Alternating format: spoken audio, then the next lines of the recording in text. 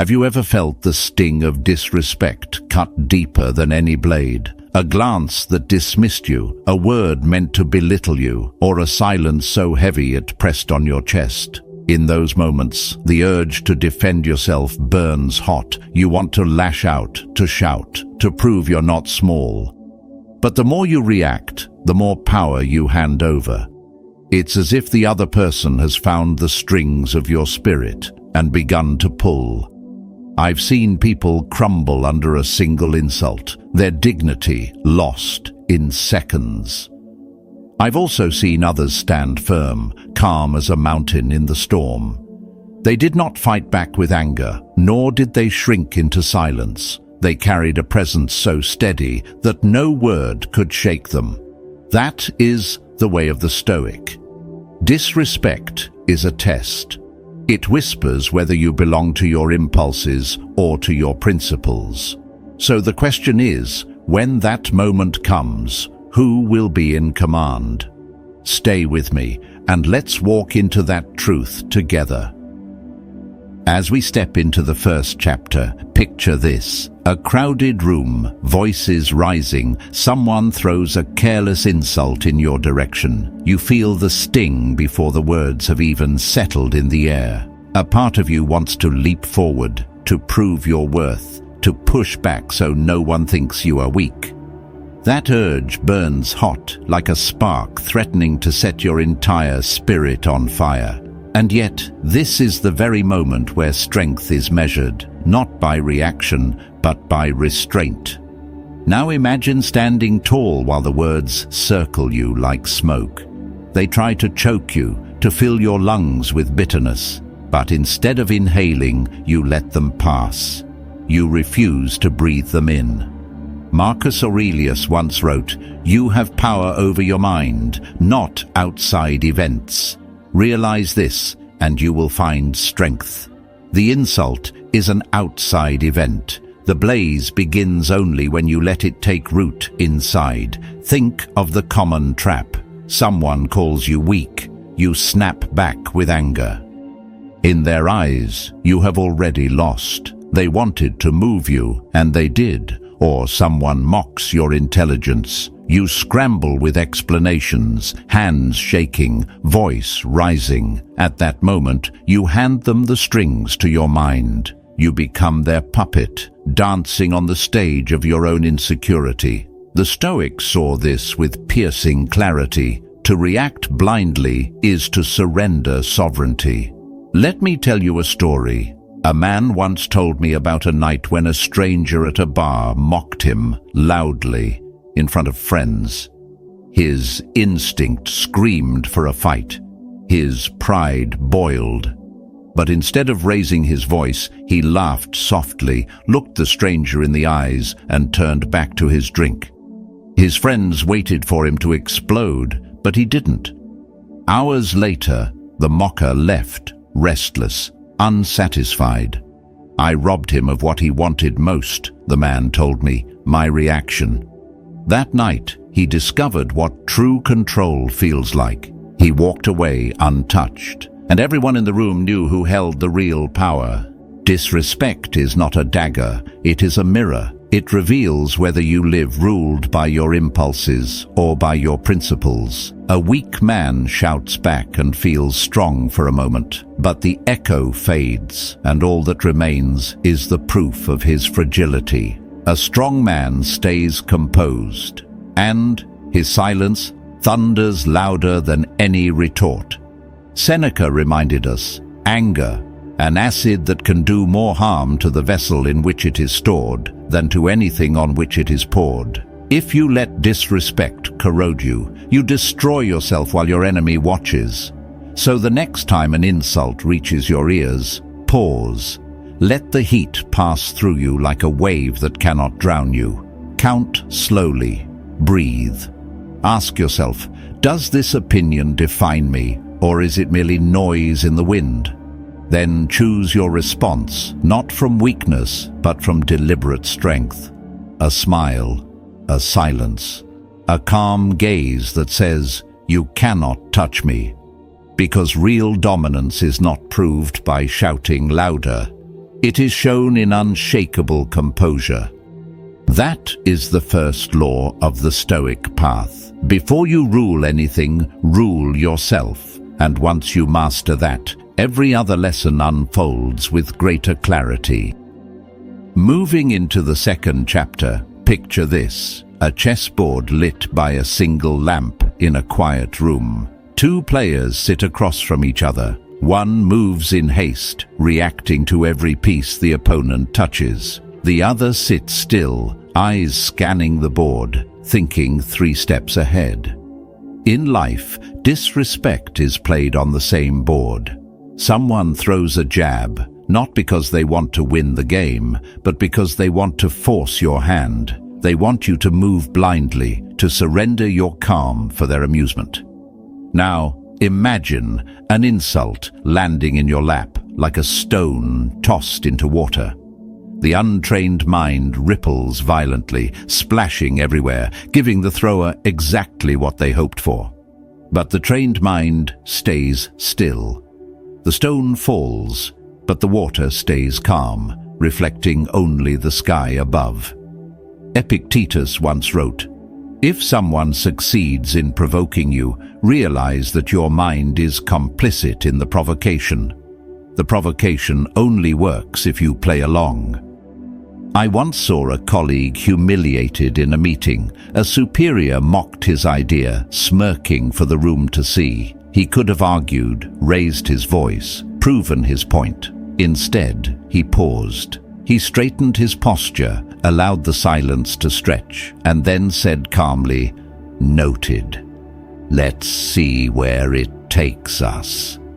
The room shifted. The mocker looked smaller, and the man who held his ground without heat won the respect of everyone present.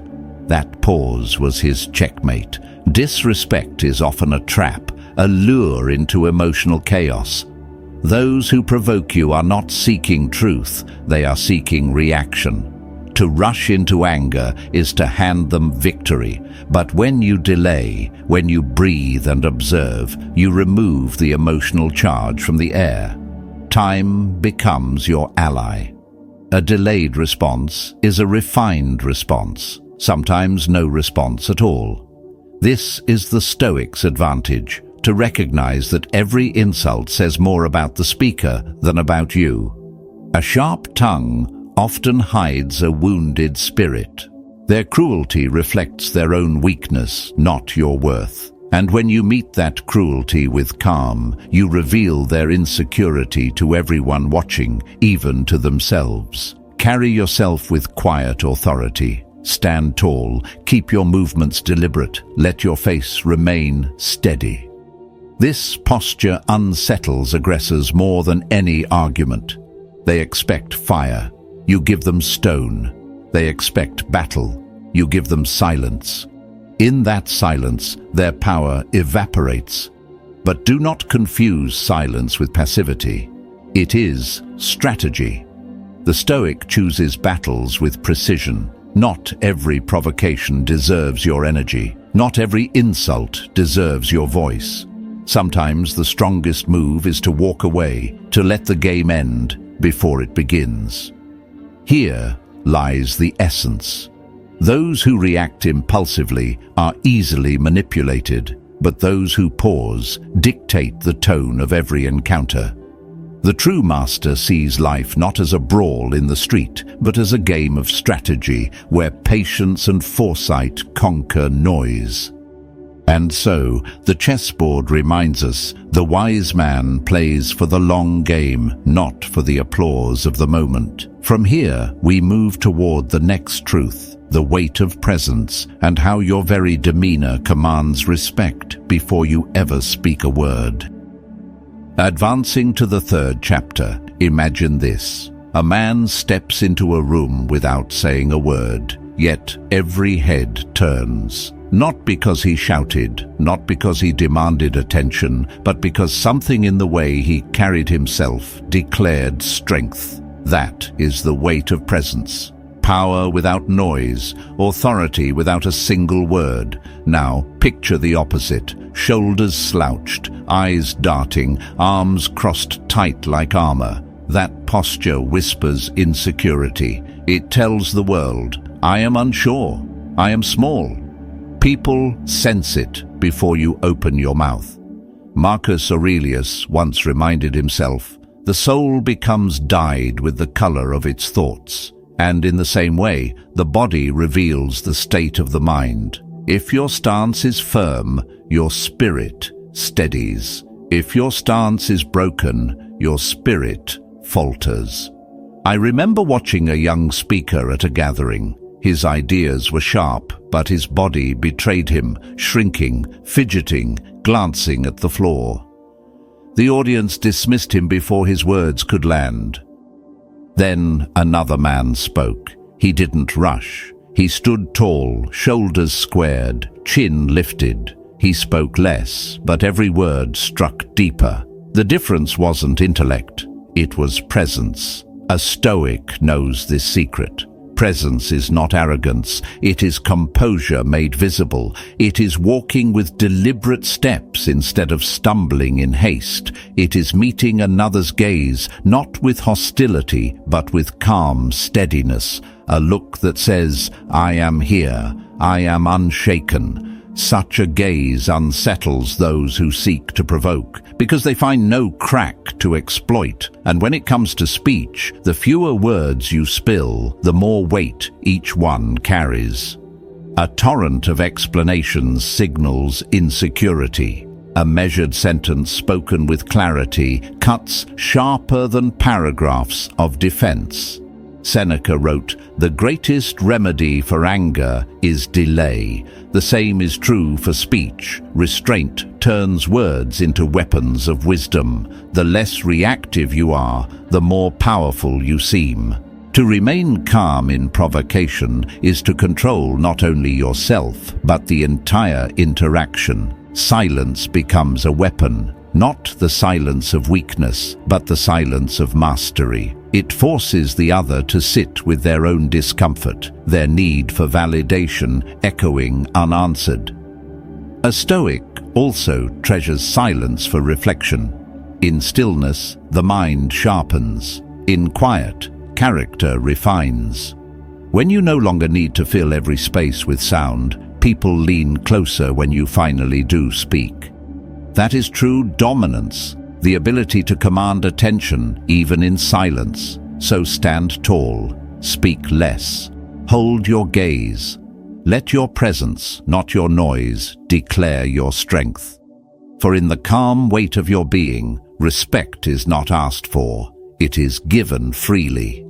And from here we move toward the next lesson.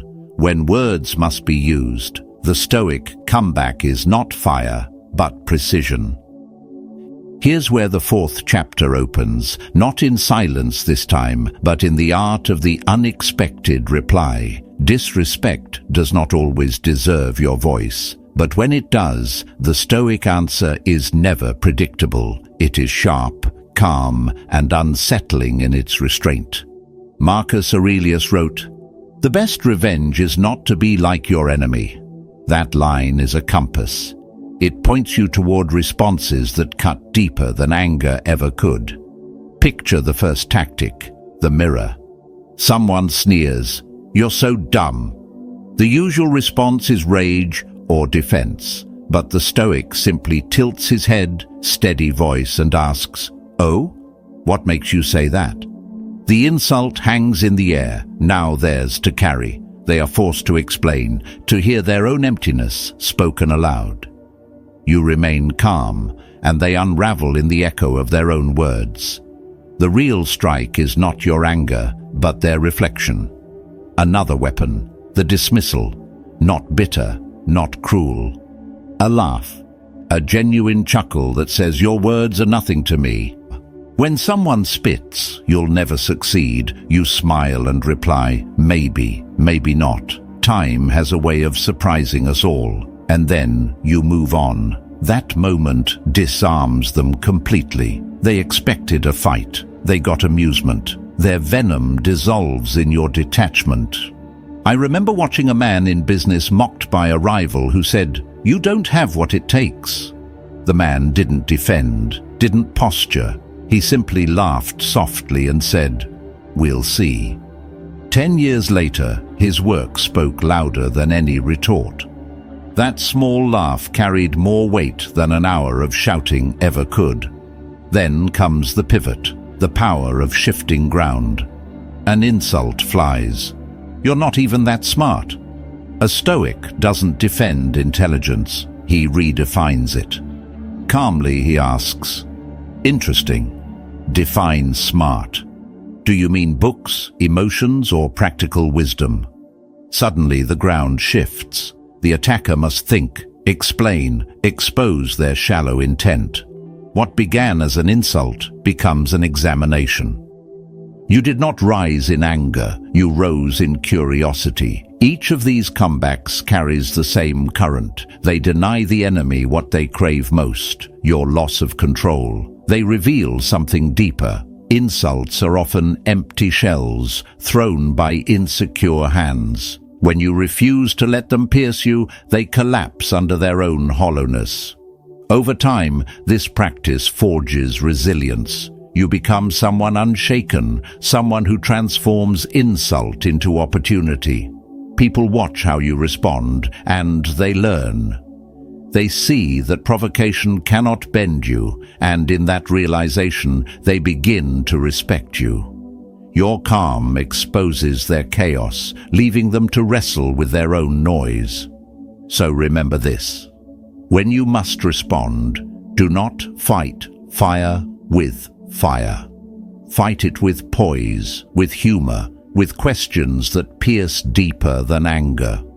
A Stoic comeback is not about proving your worth, it is about proving your mastery. And from this mastery, we step toward an even greater power, indifference, where disrespect itself loses all meaning. From here, we arrive at the 5th chapter, where the true weapon is not fire nor silence alone, but indifference. Picture this. An insult hurled like a stone, meant to bruise your pride, to pull you into someone else's storm. Most men bend down, pick up the stone, and carry it. The Stoic lets it fall. He does not fight to erase disrespect, he makes it powerless. Now imagine lying awake at night, replaying harsh words in your head. They gnaw at you, though the speaker has long forgotten them. Why do we give so much weight to voices that do not matter? Marcus Aurelius once wrote, "It never ceases to amaze me. We all love ourselves more than other people, but care more about their opinion than our own." That is the madness Stoicism seeks to cure. A Stoic trains his mind until insults become smoke. They rise, they swirl, and then they vanish into the air. He does not deny their existence. He simply refuses to breathe them in. Every ignored insult, every tempered reaction, every moment of restraint, these are weights lifted in the gym of the soul. They do not weaken you, they build you. I knew a man who faced constant ridicule at work. His colleagues whispered, laughed, made him the butt of their jokes. At first, he tried to defend himself. Then he tried to outshout them. But nothing worked. Then, one day, he stopped reacting. He did his job with calm precision, day after day, as if their noise were nothing more than passing wind. Slowly, the laughter lost its sharpness. In the end, they respected him not because he demanded it, but because he showed that their words had no power over him. That is indifference in action. The practice is simple, but not easy. When someone disrespects you, ask, "In 5 years, will this matter? In 5 days?" Most of the time, the answer is no. Detach from the need to be respected. Ironically, that is when people respect you most. They sense a man who cannot be baited, who cannot be shaken, who stands firm in himself. Indifference is not blindness, it is clarity. You still see the world, but you choose what deserves your energy. You do not carry the weight of another's insecurity. You carry only your own character, your own values, your own peace, and in that choice you become untouchable. So the next time someone lashes out, let their words pass like smoke. Stand tall, smile if you wish, then move on untouched. That is not weakness. That is mastery. If this truth resonates, take a moment to subscribe and drop a simple word in the comments. Unshaken, because indifference, when mastered, is not the absence of power, it is the highest form of it. And from here, we turn to the art of silence, the Stoics' sharpest weapon of all. At this stage, we come to the 6th chapter, where the most devastating weapon is not the sword of words, but the quiet of silence. Picture someone throwing insult after insult, waiting for the spark, craving the fire of your anger, and then picture you, still, calm, saying nothing. Their words fall flat, like arrows striking stone. That is the art of silence. Now imagine being in a room where a man is mocked. Everyone expects him to defend himself, to fight back. Instead, he remains composed, eyes steady, lips closed. A ripple spreads through the crowd, not of scorn, but of respect. His silence unsettles more than shouting ever could. Zeno, the founder of Stoicism, said, "Better to trip with the feet than with the tongue." A slip of silence is harmless. A slip of the tongue can cost you everything. Silence is not emptiness. It is power contained. When you refuse to engage in petty quarrels, you conserve strength for battles that matter. How many lives are drained by chasing every argument, every slight, every meaningless confrontation? Each moment wasted in noise is a moment stolen from growth. A Stoic knows this and chooses carefully. I recall a colleague once insulted in a meeting. Everyone braced for a heated exchange. Instead, he leaned back, smiled faintly, and said nothing. The room grew uncomfortable, but not for him. The aggressor shifted in his chair, realizing the spotlight was now on his own insecurity. That day, silence spoke louder than any rebuttal. By walking away from trivial conflicts, you declare, "My energy is too valuable." You are not evading battle, you are choosing it. This restraint trains resilience, sharpening the edge of your discipline. Seneca once observed that anger, once indulged, consumes the man who holds it. Silence is the antidote. It starves the fire before it spreads. And when silence is mastered, people feel it. They lean in, wondering what you will say, because they know that if you break your quiet, it will matter. Silence creates weight. It creates gravity. Those who argue endlessly are soon ignored. Those who hold back are remembered. The greatest strength is not proven by reacting to every blow. It is proven by staying unshaken when provoked. In this, silence becomes both shield and sword. It guards your peace, and it pierces the arrogance of those who try to disturb it. So remember, when disrespect comes, sometimes the strongest response is no response. Let their words echo unanswered. Let your stillness frustrate their chaos. For in the mastery of silence, you do not just preserve dignity, you command respect. And from here, the lesson deepens. Beyond silence lies the foundation of all power, self-respect, the ground on which every Stoic stands. Entering the 7th chapter, imagine a man walking through a storm. The wind howls, voices shout, accusations fly, but his steps remain steady. He does not quicken his pace. He does not look for shelter in the approval of others. His calm stride tells you everything. He knows his worth. And because of that, the storm cannot move him. When someone disrespects you, they are not merely speaking words. They are testing the ground beneath your feet. Do you stand on shaky soil, eager for others to confirm your value? Or do you stand on bedrock, unshaken by noise? Marcus Aurelius once wrote, "The opinion of 10,000 men is of no value if none of them know the truth." Truth lies within you. If you know it, no insult can strip it away. I once met a woman constantly belittled at her workplace. Colleagues mocked her, doubted her competence, tried to push her aside. At first, she responded with defensiveness, explaining herself endlessly, hoping to be understood. But one day, she changed. She stopped chasing their approval. She poured her energy into her craft, refined her skills, and let her work speak. Over time, the very people who had mocked her came to rely on her. Respect was not demanded. It was commanded because she carried herself with dignity and refused to bend to shallow judgments. This is the Stoic path. Respect begins not with others, but with self-respect. It is not about arrogance. It is about alignment, actions that match values, words that match truth. The man who respects himself does not crumble when criticized, nor does he swell when praised. He knows both are fleeting. What endures is integrity. Set clear boundaries. A line that says, "Here I will not be crossed." This is not anger. This is clarity. When disrespect comes again, and it will, you remind yourself, their words do not define me. My actions do.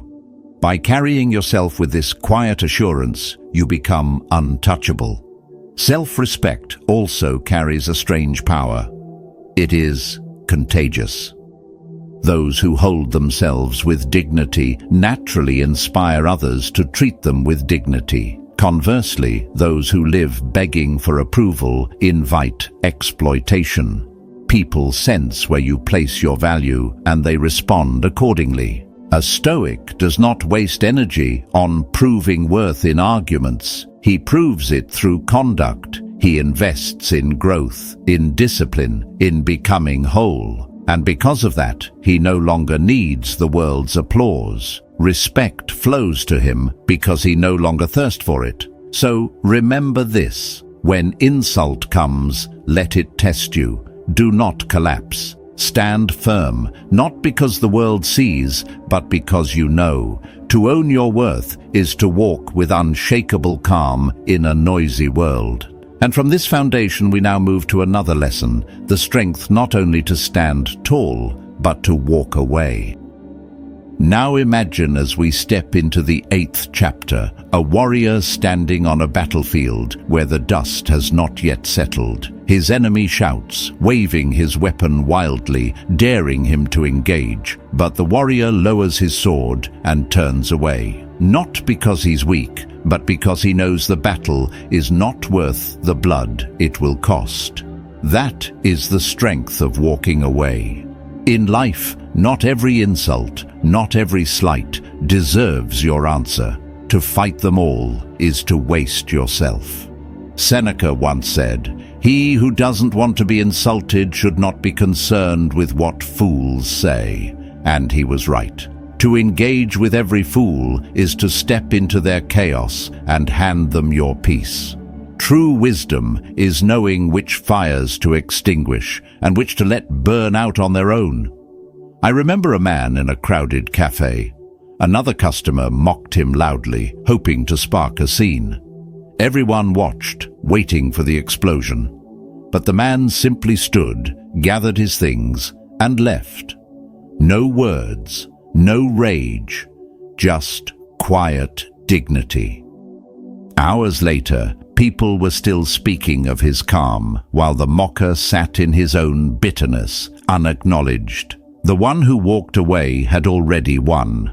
Walking away is not surrender. It is strategy. It is self-command in action. To disengage when the fight serves no purpose is to protect your energy for what matters. It is to remind yourself that your worth does not hang on proving others wrong. When you refuse to give your reaction, you strip power from those who tried to provoke you.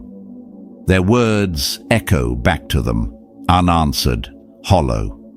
There is also a deeper layer. Walking away forces the aggressor to face himself. Without your anger to validate his attack, he stands naked in his own insecurity. You do not shield him from the mirror of his actions. You leave him with it. And in that space, he feels the weight of his own weakness.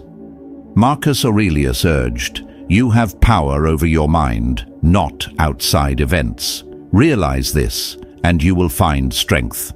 Walking away is proof of this power. You remind yourself that no insult can dictate who you are unless you grant it room inside. So when disrespect rises before you, ask, does this battle lead me to growth, or is it merely noise demanding my energy?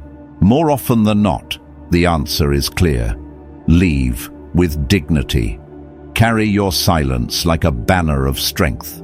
For the Stoic knows, the strongest exit is often the truest victory. And from here, we move into an even higher lesson, turning disrespect itself into fuel for growth. Advancing to the 9th chapter, think of a blacksmith in his forge. Each strike of the hammer against the metal seems harsh, violent, even destructive. Yet with every blow, the metal grows stronger, more refined, more unbreakable. Disrespect works the same way. It stings, it burns, but if you choose wisely, it becomes the hammer that tempers your spirit. Now imagine being insulted in front of others. The words cut, and the room waits to see if you will bleed. Most people flare up, lashing back, their anger feeding the spectacle. But a Stoic breathes, steps inward and asks, "What can I learn here? This insult is not my identity, it is my training ground." Marcus Aurelius wrote, "The impediment to action advances action. What stands in the way becomes the way." Disrespect is not a wall, it is the weight that builds muscle when you choose to carry it differently. I recall a story of a young athlete mocked for his failures.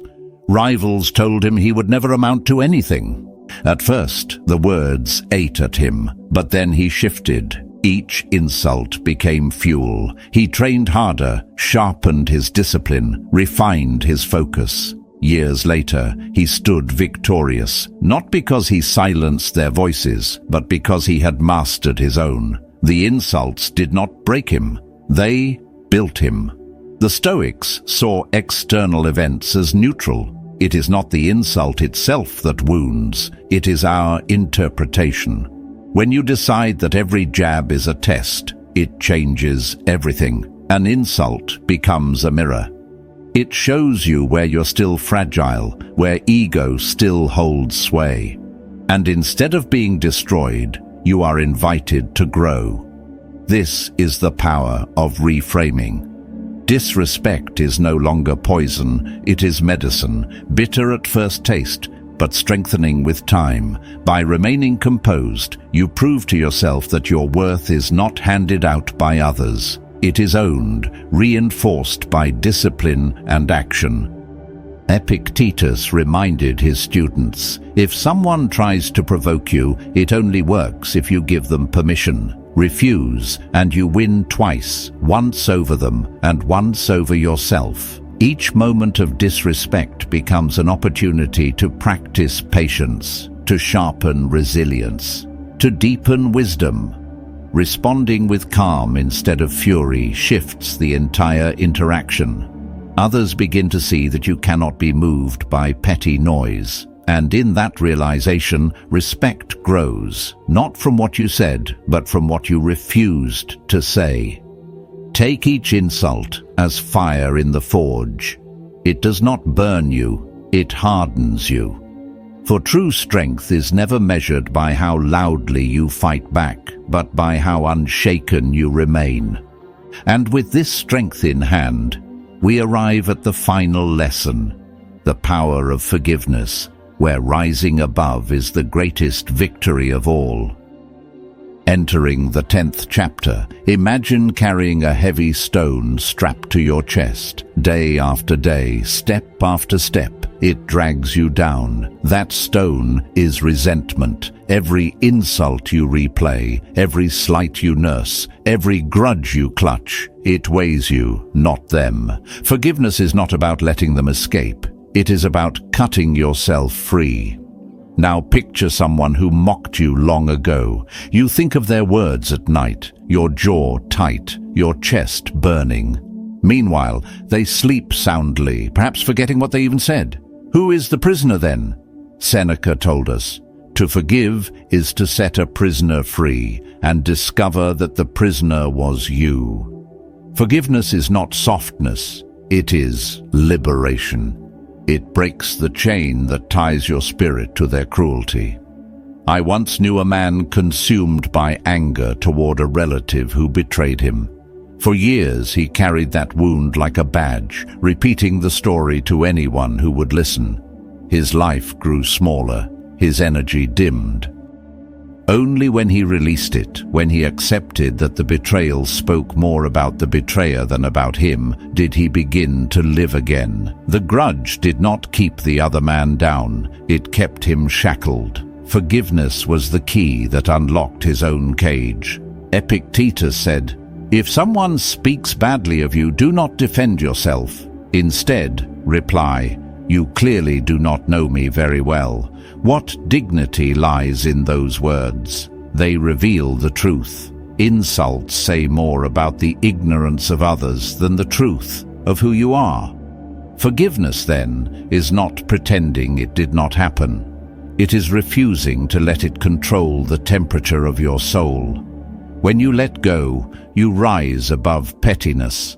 You show that your worth is not measured by how long you can stay angry, but by how quickly you can return to peace. Resentment consumes the man who carries it. Peace nourishes the one who chooses it. The Stoic does not allow their emotions to be dictated by the hands of others. They reclaim command by refusing to harbor poison. True power lies in detachment, not the detachment of apathy, but of clarity. When insults come, you breathe. You remember, their words are theirs, not yours. You release the urge to repay them. You redirect your energy toward growth, toward building a life so steady that trivial slights cannot even touch it. To forgive is not to bow. It is to rise above, untethered and free. It proves that you are beyond reach, that no insult can disturb your inner balance. By mastering it, you walk through the world untethered, carrying no burden but your own purpose. And with that, the lessons converge. To control your reactions, to think ahead, to stand with presence, to answer wisely, to remain indifferent, to master silence, to honor your worth, to walk away, to turn adversity into growth, and finally, to forgive. This is how a Stoic handles disrespect like a king.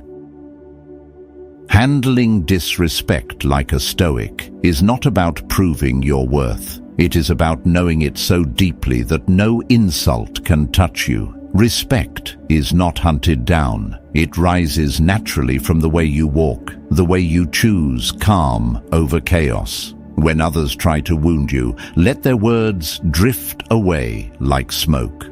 What matters is the fire within you, steady and unshaken. Your dignity does not need applause. It needs only your quiet certainty. If this truth resonates, subscribe to continue the journey. And in the comments, leave just 2 words. Stay stoic. Carry them as your shield. The path ahead only grows brighter.